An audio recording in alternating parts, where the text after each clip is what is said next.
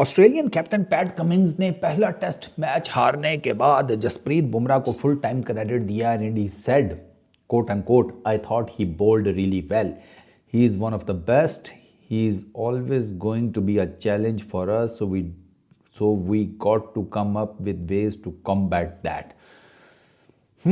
जसप्रीत बुमराह ने बहुत आला किस्म की बॉलिंग की, हमें उधेड़ कर रख दिया, one of the best in the world है और हमारे लिए वो आगे भी चैलेंज साबित होगा और हमें इस चैलेंज को निबेड़ने के लिए जिसका नाम जसप्रीत बुमराह है, हमें कुछ ना कुछ स्ट्रैटेजी, कुछ ना कुछ वे आउट निकालना पड़ेगा टू मतलब मुकाबला करने का जसप्रीत बुमराह।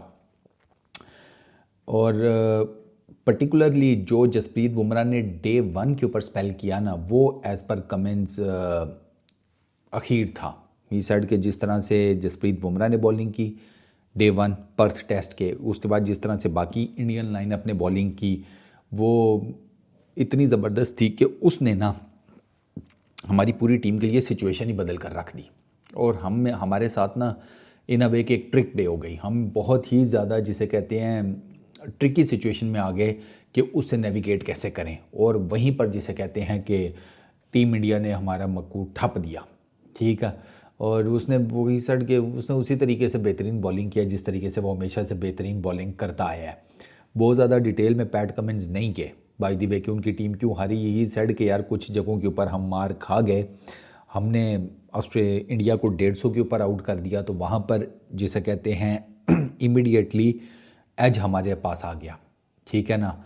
हम जिसे कहते हैं अपर हैंड पर आ गए और ठीक ठाक किस्म के अपर हैंड पर आ गए, लेकिन द मोमेंट वो जसप्रीत बुमराह और उसकी बॉलिंग लाइनअप आए हैं बॉलिंग करने, वो सारे का सारा एडवांटेज जो है वो इन लोगों ने डाइल्यूट कर दिया। इन पर्टिकुलर जसप्रीत बुमराह वो इतनी तेज़ी से इस साइड के स्पीड अप हुई है ना गेम पहले दिन कि उसके बाद हमारे पास रिकवरी का टाइम नहीं बचा, क्योंकि उससे ऑनवर्ड्स जो है पिच जो है वो ज़रा बेहतर हो गई, थोड़ी स्लो डाउन हो गई, थोड़ी सेटल हो गई और वहाँ पर फिर हमें जब ब्रेक थ्रू चाहिए था तो वो हमें मिले नहीं। इंडियन टीम ने बैटिंग अच्छी की डे 2 से ऑनवर्ड्स, जायसवाल, केएल राहुल, विराट कोहली, और फिर वो आहिस्ता करते करते रन्स का इतना अंबार पाइलअप हो गया कि फिर उसको जाकर टारगेट करना इम्पॉसिबल हो गया टीम ऑस्ट्रेलिया के लिए।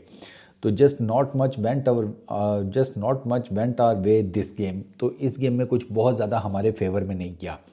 मार्नस के ऊपर उन्होंने ख़ास तौर पर बात की, मार्नस लेबुशे के ऊपर, क्योंकि उसके बारे में काफ़ी बातें की जा रही हैं कि यार वो कुछ कर नहीं सका। चलो जसप्रीत बुमराह ने 30 रन देकर 5 विकेटें ली, समझ आती है। 3 विकेटें ली 42 रन देकर सेकंड इनिंग्स में, पता चलता है 72 रन देकर 8 विकेटें ली पूरे टेस्ट मैच में। अखीर इधर मार्नस का चक्कर ये है कि सर 2023 से ऑनवर्ड्स 19 टेस्ट मैचेस खेले हैं मार्नस ने और मार्नस की बैटिंग एवरेज है 31.75।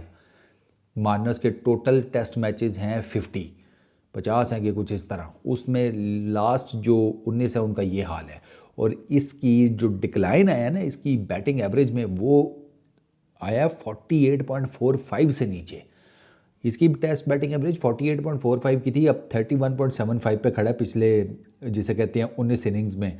तो उस पर कमिंस ने मार्नस की साइड ही लिया, उसने कहा कि नहीं वो 19-20 होता रहता है, वही टिपिकल किस्म की बात है कि बैड पैच है, निकल आएगा इससे। मार्नस जिस तरीके से रन करके आउट हुआ है वो भी आपने देखा, मतलब पर दूसरी इनिंग्स में तो अखीर ही था। बट खैर अभी वो कह तो रहे हैं पैट कमिंस के हम एडिलेड टेस्ट में फुल फाइट बैक करने की कोशिश करेंगे, लेकिन अभी उनको ठीक ठाक किस्म का आड़े हाथों लिया जा रहा है ऑस्ट्रेलियन मीडिया की तरफ से भी, ऑस्ट्रेलियन क्राउड की तरफ से भी, और ऑस्ट्रेलिया के ऊपर बहुत बातें हो रही हैं, बहुत ज़्यादा।